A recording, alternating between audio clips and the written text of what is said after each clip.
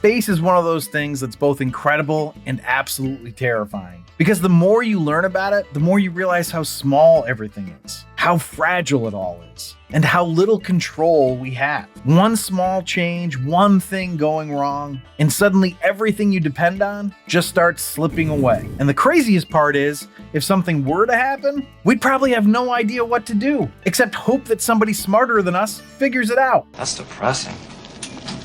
Really depressing.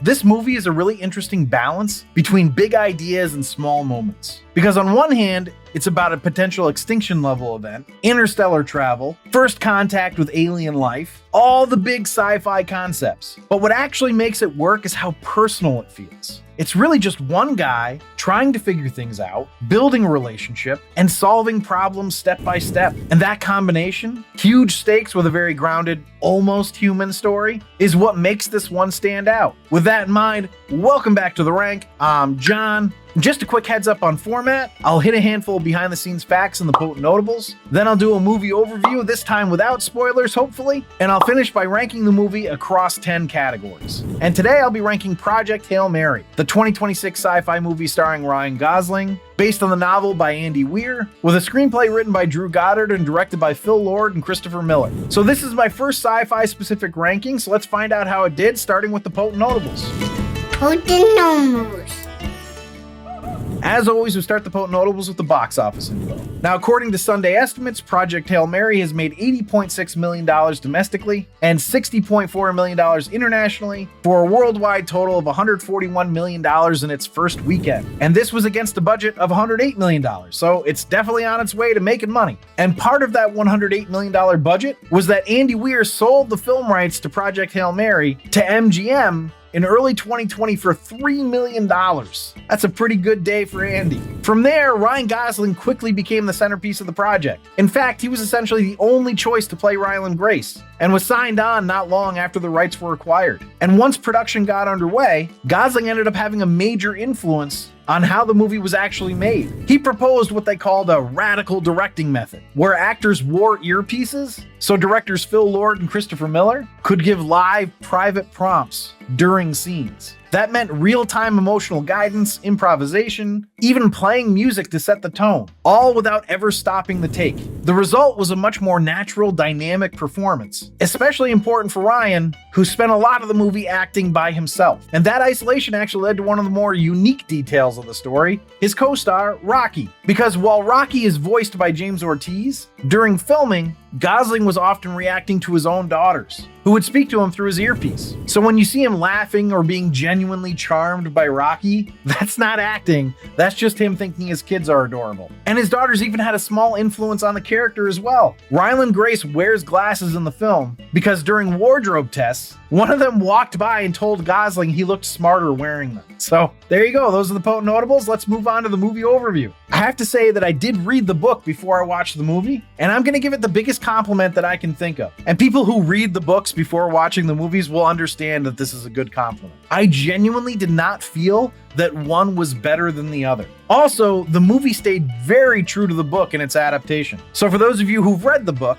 you will not be surprised an ounce as you watch this movie. That being said, there were still many moments of tension in the movie that you knew were coming if you read the book, but I still found myself on the edge of my seat, grabbing my head and hoping that Ryland Grace and Rocky were gonna get through it. For those of you who knew nothing about the book or the movie, it follows Ryland Grace as he takes part in trying to find a way to stop an extinction level event. There is an alien microorganism called astrophage that is dining on our sun. And if it continues at the current rate of consumption, it's going to make our planet unlivable in approximately 30 to 50 years as it dims our sun. Ryland, a middle school teacher who at one time was an aspiring astrobiologist, is recruited to help because Ava Stratt, who is put in charge of the worldwide task force to combat this scourge, believes in scientists who are willing to fight back against established order to find the truth. However, the memories of the time before Ryland is in space happen sporadically because he wakes up in space with a kind of amnesia. He doesn't know how he got there, and he doesn't even remember his crewmates who were already dead when he wakes up. So there he is, marooned in space, trying to figure out how he got there, while also trying to figure out how he's going to survive this. And while he's trying to figure all this out, he's going to encounter intelligent alien life. First contact with intelligent alien life for humanity, and it's in the form of a marooned amnesiac astronaut.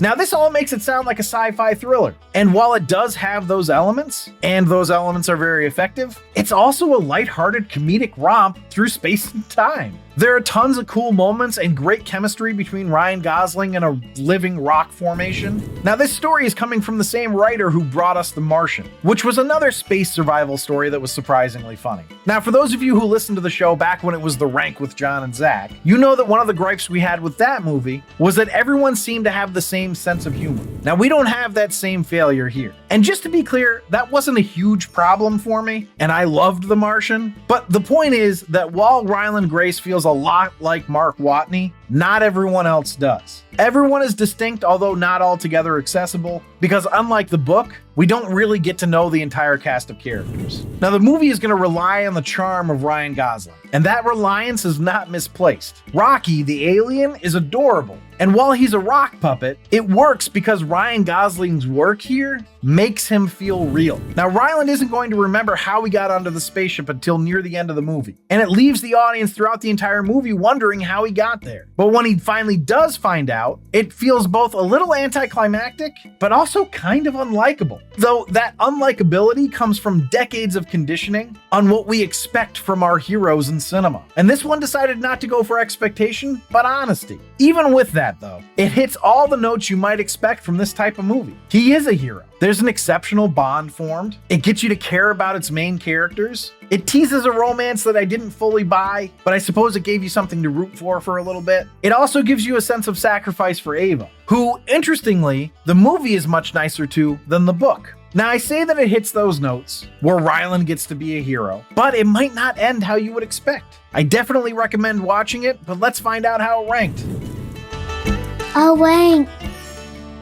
So The Rank is where I rank the movie based on 10 categories: story, acting, originality, world building, film coherence, scientific concept / plausibility, production value, character appeal, payoff, and my rank. I rank it on a scale of 1 to 5, 1 being the worst, 5 being the best. And before I dive into the rankings, I just want to say if you're enjoying this episode, please leave a like down below. It really does help me out. But without further ado, the first category is story. Now, on the surface, it sounds kind of silly. A microorganism is eating the sun, and if we don't find a way to stop it, the Earth will die because the sun will become too dim. Actually, you know what? That sounds kind of cool. Add to that interstellar travel and an alien, and you've got a pretty awesome story. I gave it a 5. So that brings us to acting. Sandra Hüller and Ryan Gosling are excellent. The voice actor for Rocky, James Ortiz, is too. Everyone else is just kind of fine though, which is okay because they weren't really the point. But Ryan's performance alone has to keep the overall score high. I gave it a 4.5. So that brings us to originality. So there are very obvious comparisons to The Martian, which is another sort of space survival adventure, not to mention how similar the main characters are. There's also a pending extinction event, which obviously has been done before. However, it being an interstellar microorganism that we can use to propel us for interstellar travel, and it being cooperation between a solitary human and a solitary alien, it helps make it different. I gave it a 4.25. So that brings us to world building. The world building on Earth around the mission is great. Even the world building of an exoplanet named Adrian is really good. But where they leave something to be desired is how they handled Rocky's home planet. We just don't get much info there. And maybe I'm biased because I read the book beforehand, but I really tried to pay attention to this movie as if I hadn't read the book. I gave it a 4.25. Could have easily been a 5 if we had heard more about Rocky's home world. So that brings us to film coherence. Now, I've thought about this a bunch. Story-wise, I can't really see any incoherence. I do think they could have made it a little shorter, as there were a couple of spots where it dragged, just because they lingered a little too long, but it really wasn't very much at all. The only other thing that is stuck in my mind is that they say that he's 11 light years away from Earth, but then they make a mention of something being sent back to Earth from where he is and it only taking 4 years. And I just can't make that jive. So I gave it a 4.75. So that brings us to scientific concepts and plausibility. And the idea with this category is to look at what's presented from a tech and science standpoint and say, does it feel like I have to shut off my brain to believe it? And the fact of the matter is that all sci-fi movies are going to get a benefit in this category because I'm not super smart, but especially this movie that is grounded in real science. The only thing that you could potentially mark against it was using astrophage as fuel, but that was really cool and it was explained in a way that I bought, so I gave it a 5. So that brings us to production value. And this is absolutely top notch. Everything here felt incredible, and what they presented was honestly gorgeous. I gave it a 5. So that brings us to character appeal. So the supporting characters don't feel super accessible and are distant in a way that makes his memories feel cold. That being said, Ryland and Rocky are incredibly accessible and bring the audience in and create lots of empathy. Ava, while more empathetic in the movie than the book, is purposely a little cold and removed. But solely on the strength of Ryland and Rocky, I gave it a 4.25. So that brings us to payoff. Now this is a hard category to do without giving away spoilers, but I'm gonna try. I felt like the ending was very cool and also a little ho-hum. They diverge from the book slightly at the end, which my spouse didn't like, but I actually did. I actually wish they had diverged more. I gave it a 3.5.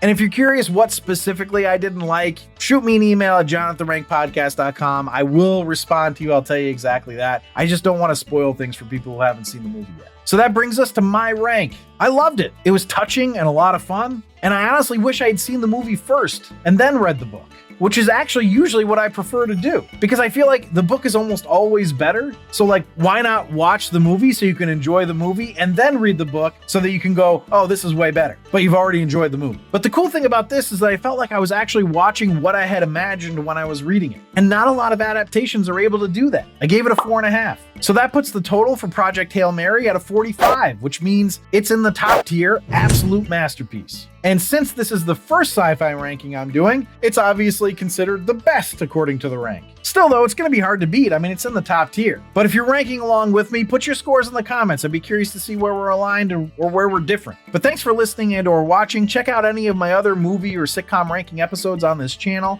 Remember to subscribe, comment, and like. For up-to-date rankings, you can check out my website at therankpodcast.com, where you can also email me at john@therankpodcast.com. And if you really want to support the show, you can become a patron at the newly revamped Patreon site, patreon.com/therankpodcast. But that's it. Mission accomplished.